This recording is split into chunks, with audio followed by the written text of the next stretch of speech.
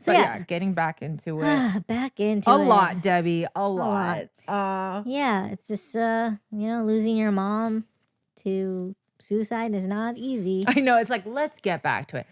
Let's get back into mom, this. Yeah. You know, it's damn. This is Mooncakes, guys. This is it's a heavy episode. It's a heavy episode, yeah, for sure. I agree. But it's also like for me very like freeing and also like liberating to just be like, hey, yes, it's dark what happened to my mom, but she faced it like with her. She made it as her choice. Like she took matters into her own hand and just was like, hey, I'm done. And just kind of in a way, it's kind of like pretty ballsy what my mom did, you know? Like she always is. She's ballsy. Face death in the face and like, nah, I'm going to do it anyways. And yeah.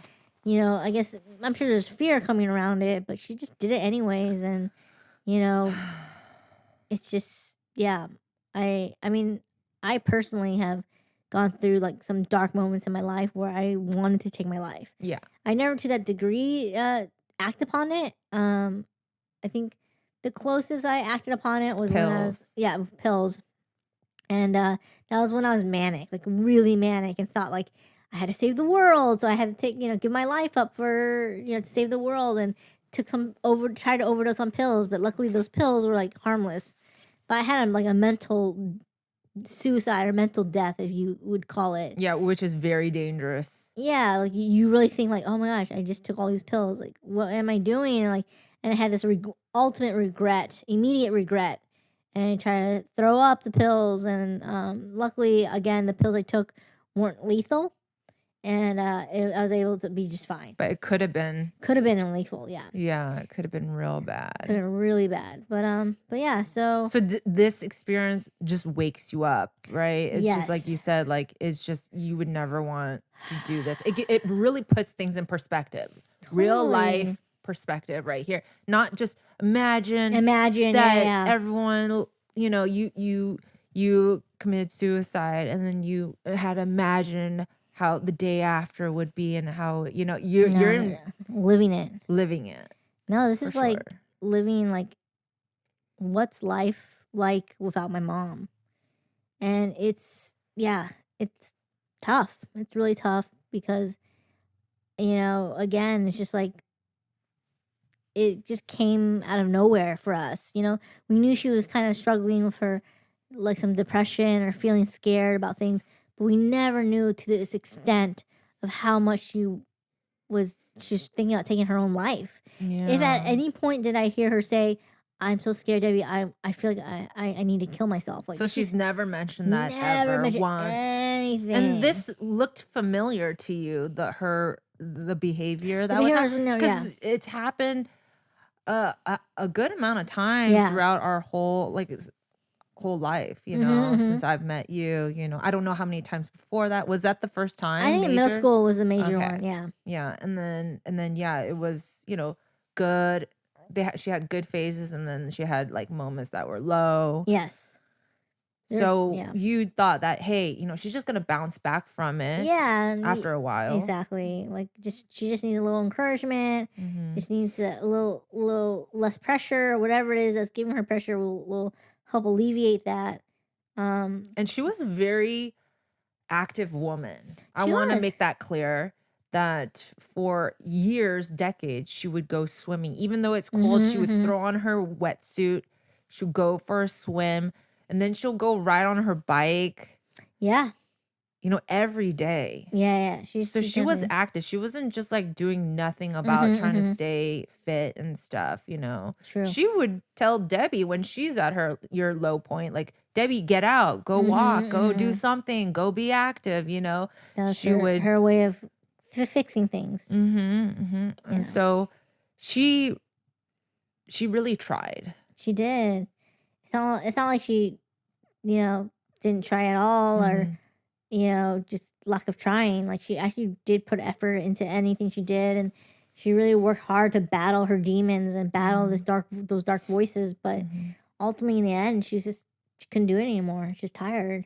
Yeah. And we just want her to be at peace now, and just like And just know that we're not mad at her. I mean, we said to her when she was in her hospital bed, like laying there, breathing and stuff. We just would tell her like, we're not mad at you. We love you, and just know that you're still so important to us. And just know that like you can let go. Yeah. Feel free to let go, and don't like feel like you need to hold on anymore. Like we want you to just You be guys at gave peace. her your blessing. Blessings, Yeah, exactly. yeah. Like just blessings to let go and just be. But yeah, that's my reality. It's just like growing older and without my mom being there, and share my triumphs, share my lows. There's that person that was in my corner, she's no longer there anymore, and I think that's what's really hard is to accept. I even tried looking for like a note, something, right? Just some kind of note maybe she left behind, hoping that like it could heart. answer something. Yeah. But there's no note. Yeah. And so it just showed you like she's like, nope, this is my decision. And I think she knew that we would know what she was thinking at the time. I think she knew that I would know, because even though there's no note, like me battling my own demons, battling with depression, with manic episodes and depressive episodes, like I know how dark your thoughts can get. Yeah. And my mom always told me, like when we had conversations, she's like, Debbie, how do you know that's how I felt? Like that's how I feel. Like you always know how I feel. Like you know exactly what to say. Yeah. How do you know? Like, and I always tell my mom, like, it's because I'm you. Like we have the same kind of mental illness. Like we feel that about each other. Like you're not alone, Mom. And I always would tell her she's not alone. But again, it's just unfortunately, wasn't enough. Like no matter how many conversations I had with her, trying to not even trying to be, but just ended up being like her therapist. Like because she didn't feel comfortable sharing with a stranger. We would have those conversations, and it just wasn't enough. And it's sad to say it wasn't enough, but I did all I could, and I'm as I mentioned earlier, like it's just accepting that I did all I could do, and that it's enough.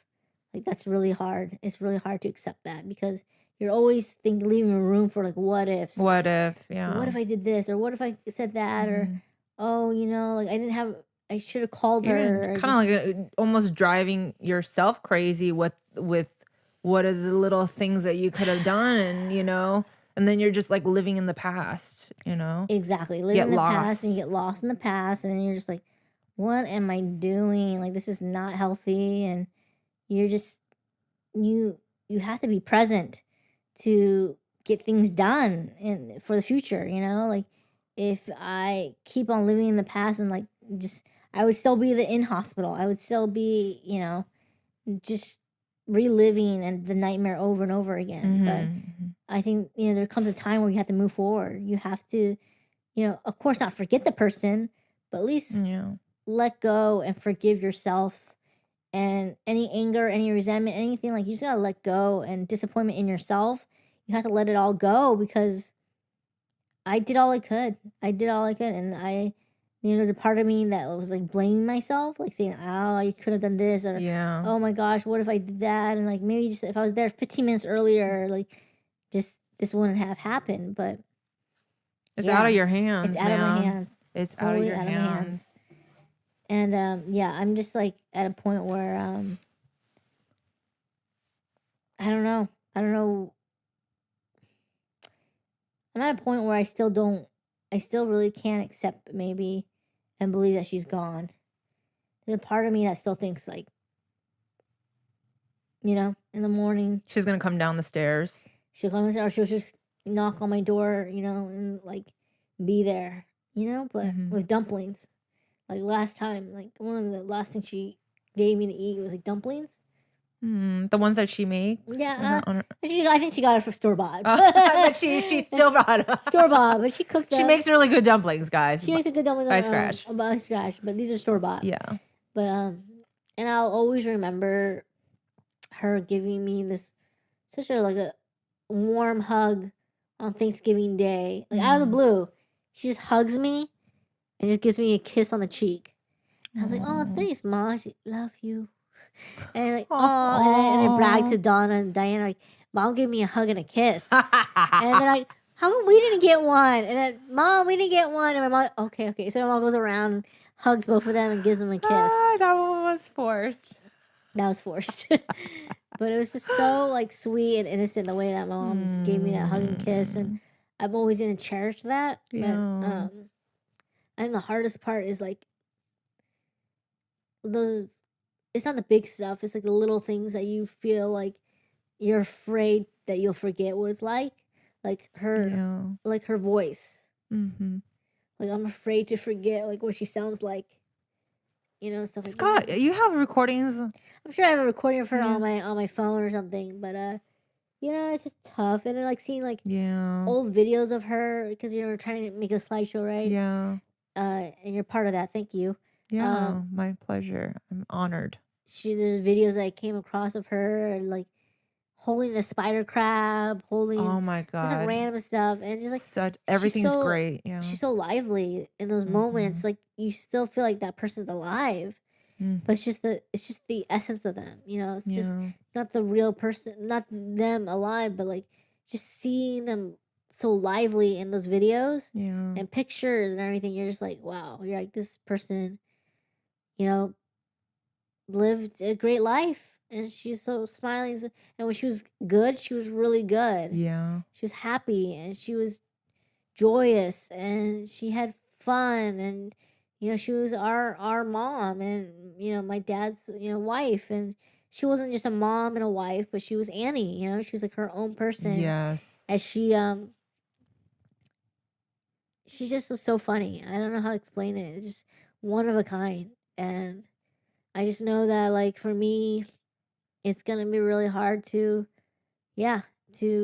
move on knowing that she won't be here. And that she isn't here. And that's where I'm at this point. Like just trying to figure out what life is like without her. Yeah.